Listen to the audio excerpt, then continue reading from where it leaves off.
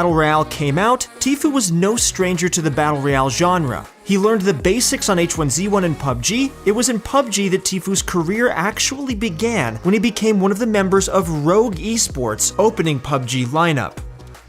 Unfortunately for Rogue, Tfue didn't see much in the way of competitive play in PUBG. Fortnite had already started to steal all of the attention. It didn't take long for Tfue to become one of the most popular Fortnite streamers though.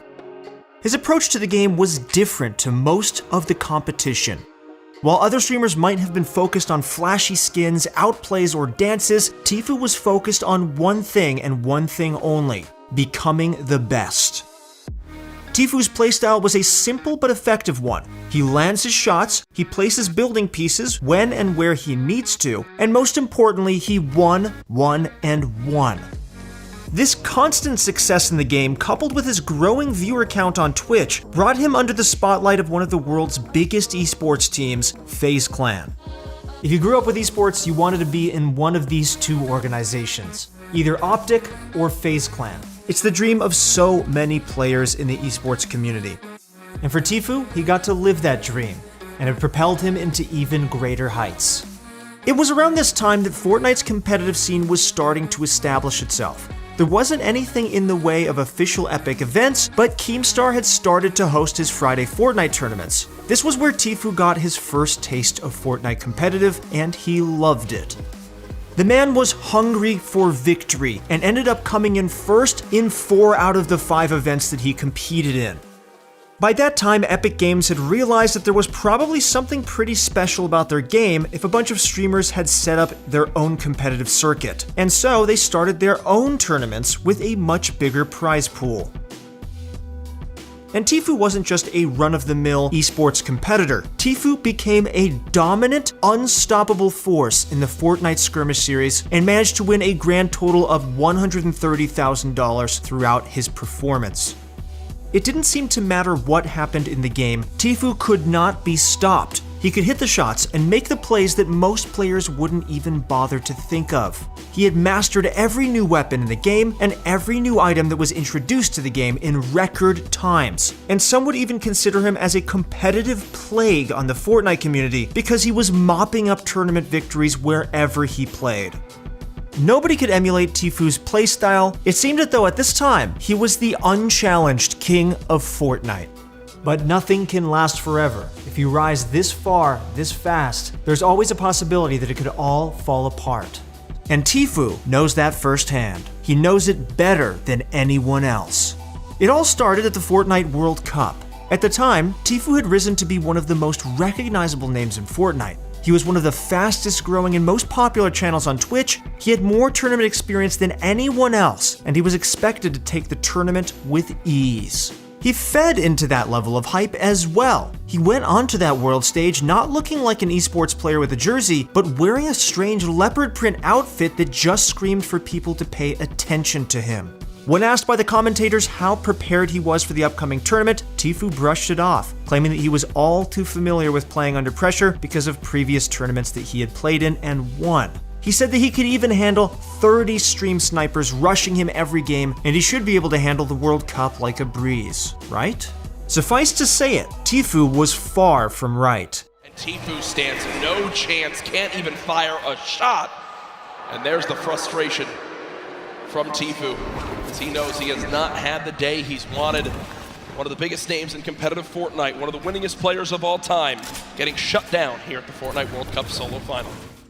His overconfidence was his ultimate downfall. I think I can still take all 3 of you at the same time.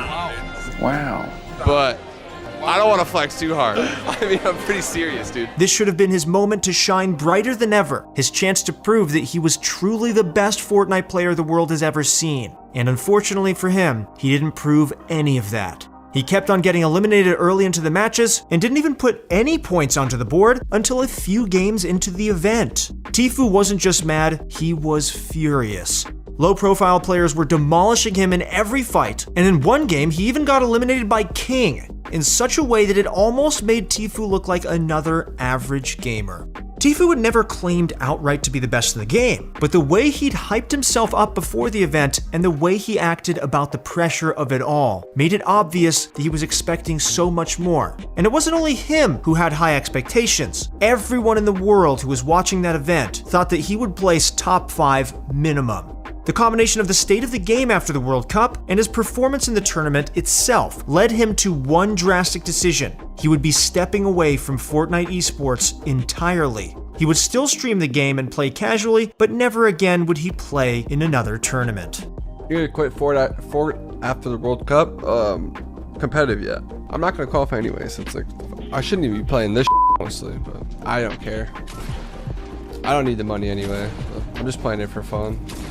You might think that that would have been the end for Tfue and Fortnite's competitive scene, considering he had stepped away from it entirely. But Tfue's break with Fortnite competitive was not a clean one. There was a storm brewing on the horizon, a storm in the form of a lawsuit.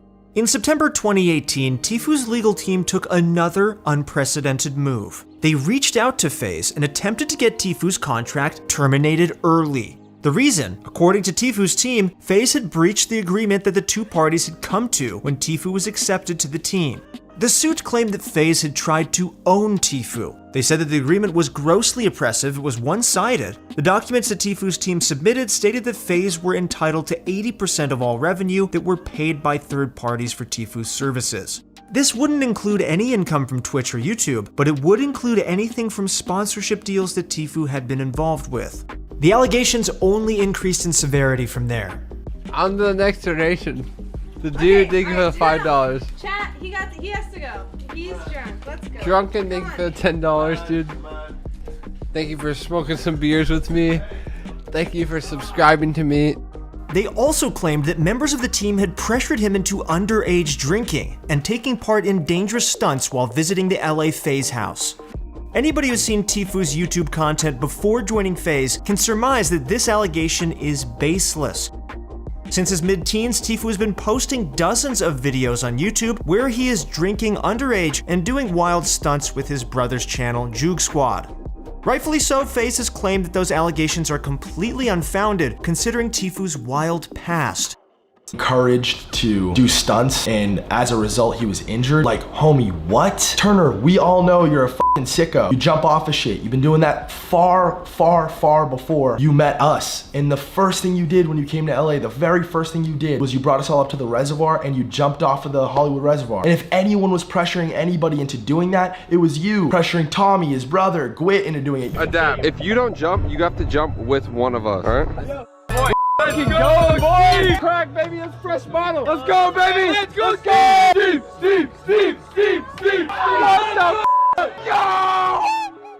Not all the videos show Tfue outright pressuring others, but as you can see, Tfue is at the very least partaking, and some of these videos are pretty crazy. Here? Yeah. You're gonna shoot, okay? Okay. No, don't do it, bro! Don't do it, Turner! Turner, don't do it! Who? Oh my god! Oh my god!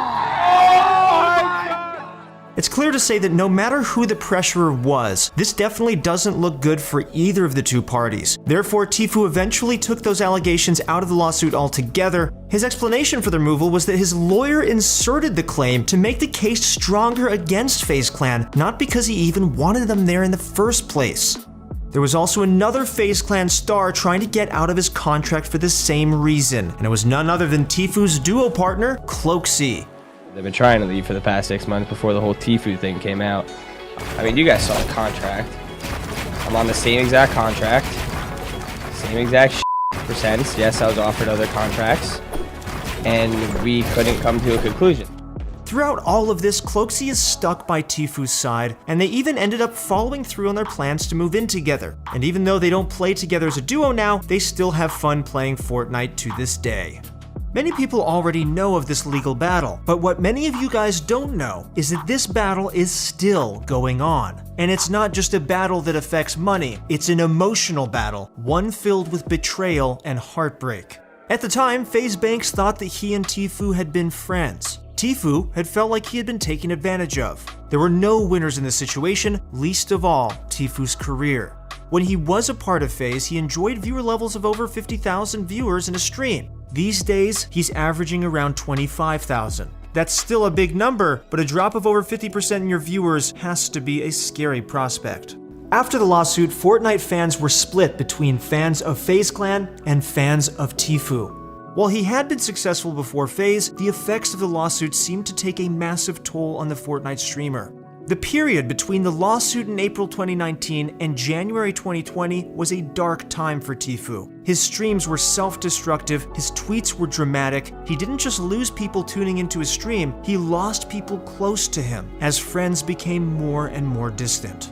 In many live streams from late 2019, we see a side of Tfue that none of us wanted to see. He seemed to always be drunk, always doing something crazy to get attention. Looking back on that time now, Tfue would probably not like the image of himself. But those saved videos may be a glimpse into who Tfue was and what he is starting to change about himself to become a better person with a stable career. So far, the only court rulings have been a dismissal of some of the charges that were levied against FaZe. There has been a date set for July 6th this year for both parties to meet up again in court, and we'll make sure to keep you guys updated of all the news that transpires. The lawsuit is still going on, but it seems as though Tfue has risen above it both personally and professionally. Shot! Can he do this, Balla? A good old-fashioned 1v1 right now. The fake out with the wall. Playing the block line of sight, and he does falls right down. Not only has he been rising up in his solo career over the past few months, he seems to have started to reconcile his relationships with FaZe Banks. In January 2020, Banks shocked us all by posting a picture of himself and Tfue on his Instagram hanging out, just like they used to do before all of this drama. Not only that, in February, Tfue and Banks had a short back and forth on Twitter, which ended up with Banks saying he just wanted to go back to how things were before. The credit for this reunion seems to be in the lap of none other than Tom Brady. Banks has always let it be known that Tom Brady has been an idol of his in his life, so it might not come as a surprise that if anyone could reunite Tfue and FaZe Banks, it would be Tom Brady. According to Banks, the reunion happened when Tfue had managed to play a game with Brady's son, and then reached out to Banks despite the drama so he could get in on the action. Cool to just mention that Tfue set all that up because he really didn't have to, and despite all the stuff we've been through. Maybe Tfue just realized that when the chips are down, you have to make a change. Or maybe he decided that fighting with Banks wasn't worth it, and that the story isn't about money, but it's about friendship and relationships. We might not ever know why, but either way, the Fortnite community is extremely happy that the friendship is finally back on the mend, and that Tfue is going forward with a clear mind and with friends to back him up. When you're someone like Tfue, you just have to get back on the horse and try to make things work. And 2020 has been an incredible testament to Tfue doing just that. He's been going back to the streaming basics, and it's been paying off massively. Even with Valorant's launch and all the streamers jumping ship to go stream Valorant, Tfue is not one of those people. He's been sticking to the game that he knows and that he loves, and he is loyal not only to the game, but to his millions of fans that love watching and engaging with this incredible Fortnite superstar. And the diehard Fortnite fans must have been thrilled to see his statement on how he feels about Valorant after he played it, claiming it was an old man's game.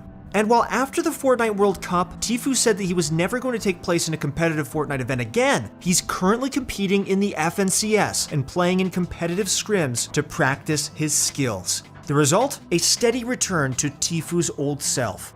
Viewers are remembering why they started watching Tfue in the first place, and for the most part, it wasn't because he was a part of FaZe Clan. It's because Tfue is a Fortnite god who is almost unrivaled when he puts his mind to the test. His combination of off-the-cuff commentary, incredible precise Fortnite play, and constant winning is an intoxicating mix for the perfect stream. For Tfue, the future is starting to seem bright once again. His viewer numbers are up, he seems to be having fun playing the game, and he's taking part in competitive events. 2020 is only getting started, and we wish Tfue the best of luck on his incredible journey to reclaiming his throne as the best Fortnite player in the world. He's hungry for it, and he's not going to stop fighting.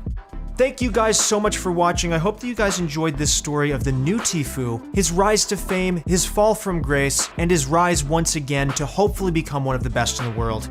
Once again, if you guys want to get better at Fortnite and play like Tfue or play with someone like Tfue, then go to ProGuides.com and find a pro coach right now who will help you get a lot better at the game. There's nothing more fun than being good at Fortnite and then owning everyone. Once again, it's been Christoph, guys. Thank you so much for watching the video. Leave a like and sub to the channel if you haven't already, and we'll see you guys in the next one.